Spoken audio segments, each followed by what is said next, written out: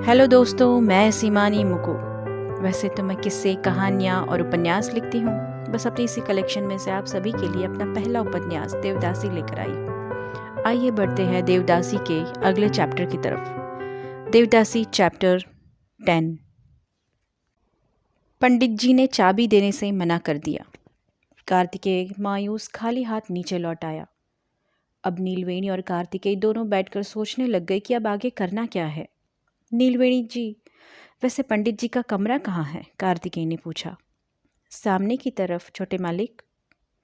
तो नीलवेणी जी, यदि आप रात को चुपके से पंडित जी के कमरे में जाकर यदि वो चाबी चुरा लें, काल कोठरी वाली, तो हम लक्ष्मी और दूसरी देवदासियों को भी वहाँ से आज़ाद कर सकते हैं। कार्तिकेय ने कहा। जी कार्तिकेय जी, पर पंडित जी चाबी कहाँ रखते हैं वो मुझे पता नहीं। उनकी कमर में एक कंदोरा बंधा होता है। हमारे इस मंदिर की सारी चाबियाँ उसी गुच्छे में होती हैं, तो शायद कालकोठरी की भी वहीं हो। तो मुझे इसके लिए वो सारी चाबियों का गुच्छा चुराना पड़ेगा। तो फिर तय रहा, हम दोनों रात को यहीं पर मिलेंगे। आप इस कालकोठरी की चाबी लाने की कोशिश करिएगा, फिर हम दोनों मिलकर लक्ष्मी और दूसरी देवदासियों को छुड़ा लेंगे। पर उन्हें कालकोठरी से निकालने के लिए और इसके बाद निकालने के बाद हम उन्हें कहाँ ले जाएंगे कार्तिकेय जी? क्योंकि यदि वो अपने अम्मा अप्पा के घर भी गई तो ये पहलवान ढूंढ लेंगे और वापस इस कालकोठरी में लाकर पटक देंगे, या तो फिर उन्हें जान से ही हाथ धोना पड़ेगा। नीलवेणी उदास सी बोली। उसी का तो बंदोबस्त करने जा रहा हूँ नीलवेणी जी। इतना कहकर कार्तिकेय वहाँ से चला जाता है। नीलवेणी बहुत ज़्यादा डरी हुई थी और बहुत उत्सुक भी थी, क्योंकि आज उसे लक्ष्मी को जो छुड़ाना था।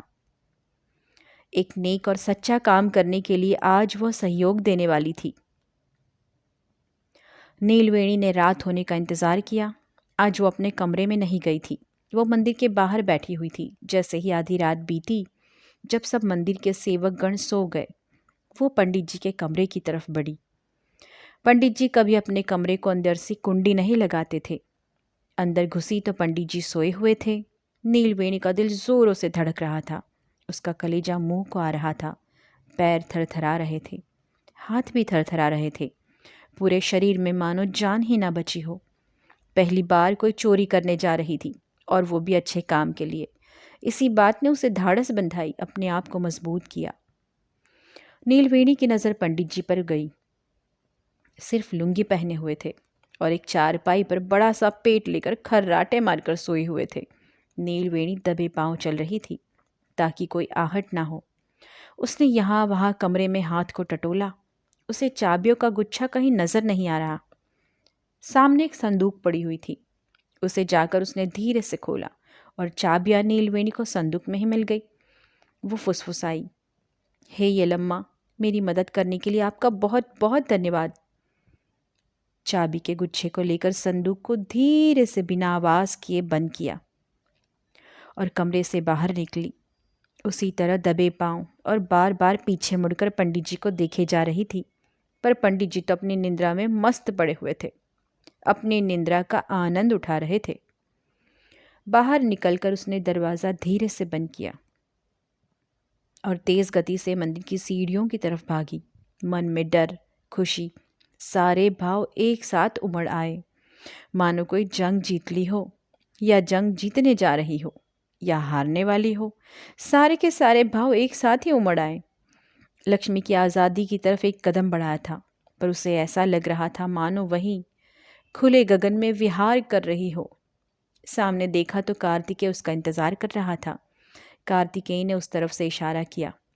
इस तरफ से नीलवेणी ने पलकें झपकाई, मुस्कुराकर उसका प्रतिसाद दिया। नीलवेणी कार्तिकेय के पास आई, उसके हाथ में चाबियों का गुच्छा थमा दिया।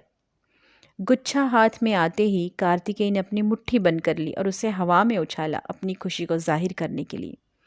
आप तो बड़ी तेज निकली नीलवेणी जी।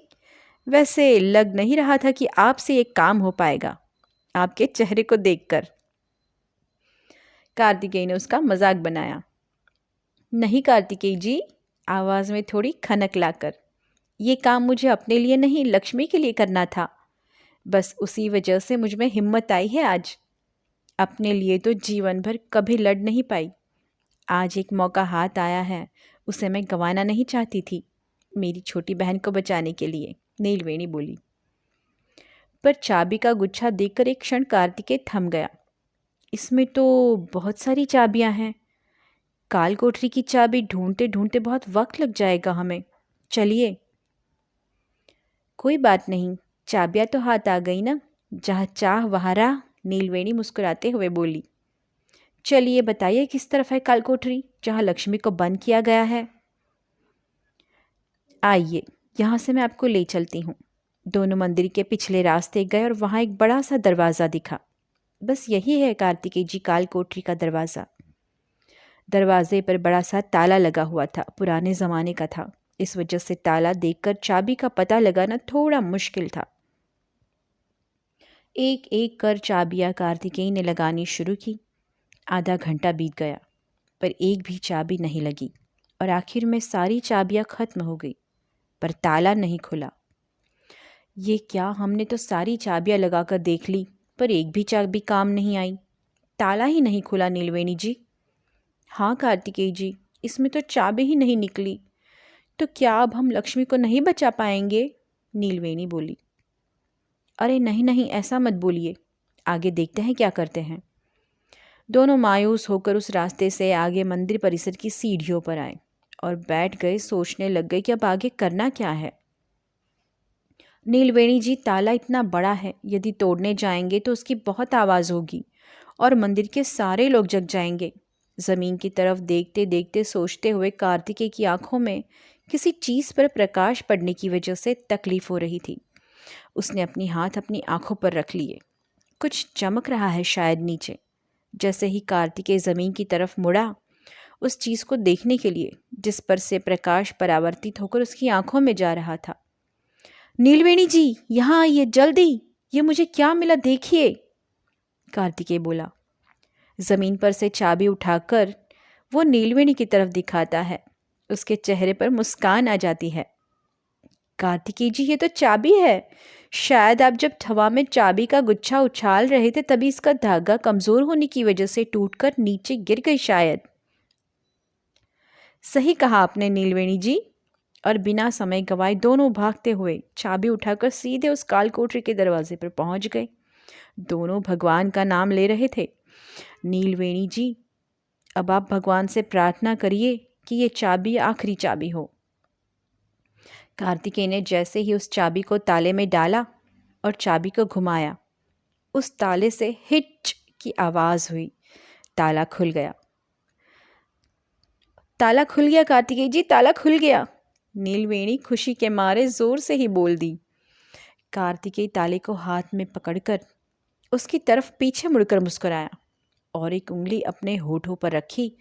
श्श्श। वो उसे चुप रहने के लिए कह रहा था ताकि कोई जग न जाए और यहाँ पर आ न जाए। दरवाज़ा खोला कार्तिकेय ने। पुराना दरवाज़ा होने की वजह से खोलते समय उसमें थोड़ी आवाज़ आई। दोनों ने अंदर प्रवेश किया। आवाज़ होने की वजह से लक्ष्मी और देविका का ध्यान और बाकी जो देवदासियां हैं उनका ध्यान इस तरफ आया। ज़मीन पर लेटे लेटे ही ऊपर मुंह कर कर ताकने लगी। खाना ना मिलने की वजह से अशक्त हो चुकी थी वो। शरीर में ताकत ही नहीं बची थी। उन्हें लगा शायद पंडित जी होंगे। पर लक्ष्मी ने जैसे ही अपनी अक्का और कार्तिकेय को देखा उसके शरीर में एक बिजली सी दौड़ गई और उठ खड़ी होकर अपनी अक्का से लिपट गई, रोने लग गई जोर जोर से। कार्तिकेय ने दरवाज़ा बंद कर लिया अंदर से। अक्का, तुम मुझे बचाने आई हो? क्यों बचाने आई मुझे तुम? ये लोग तुम्हें नहीं छोड़ेंगे अक्का, बड़े क्रूर लोग हैं ये। रोती जा रही थी और बोलती जा रही थी। न जाने कितने दिनों का सैलाब दिल में दबाए रखा था लक्ष्मी ने।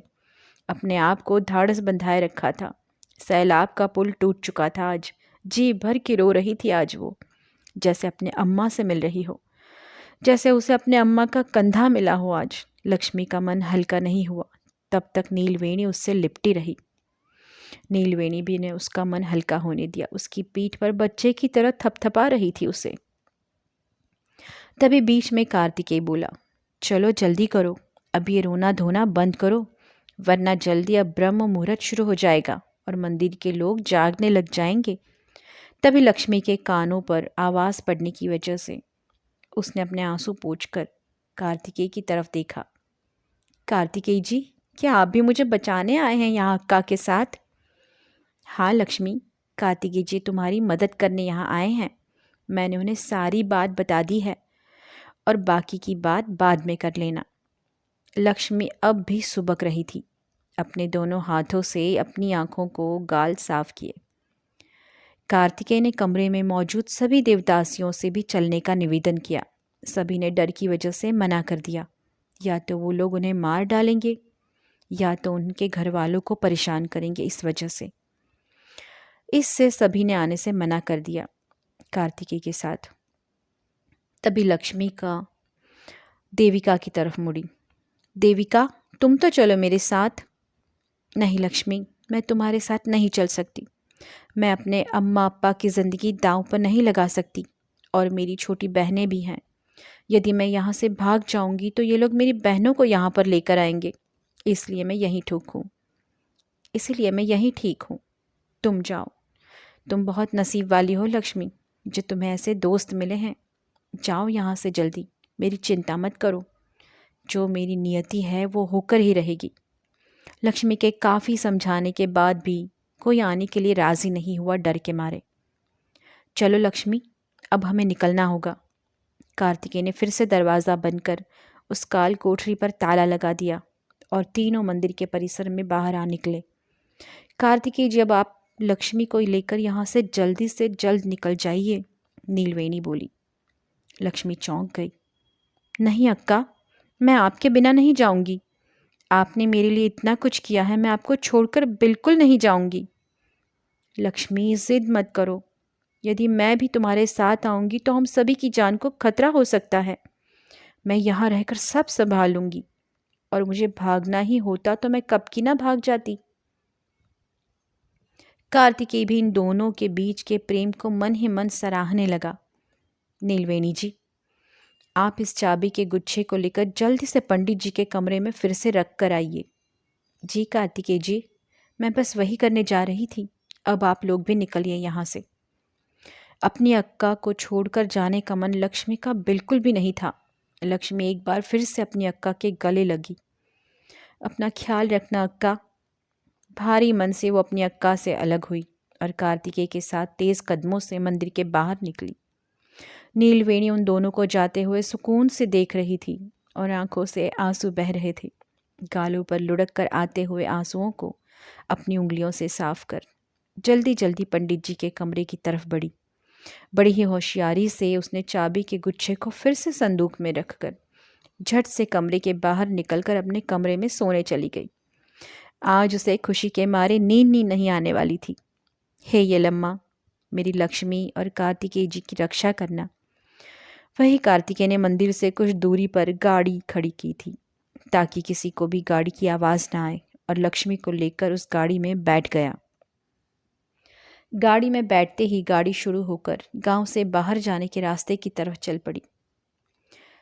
लेकिन कार्तिकेय जी, हम कहाँ जा रहे हैं?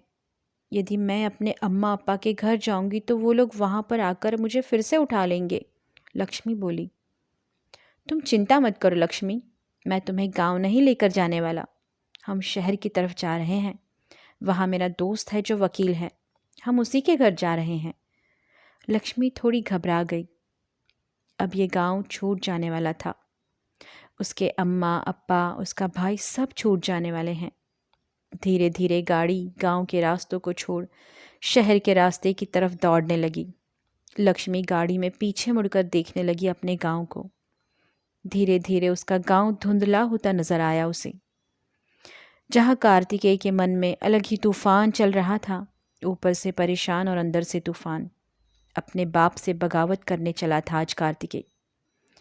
आखिरकार कार्तिकेय लक्ष्मी को कहाँ ले जाने वाला है, जानने के लिए बने रहे मेरे उपन्यास देवदासी के साथ। धन्यवाद।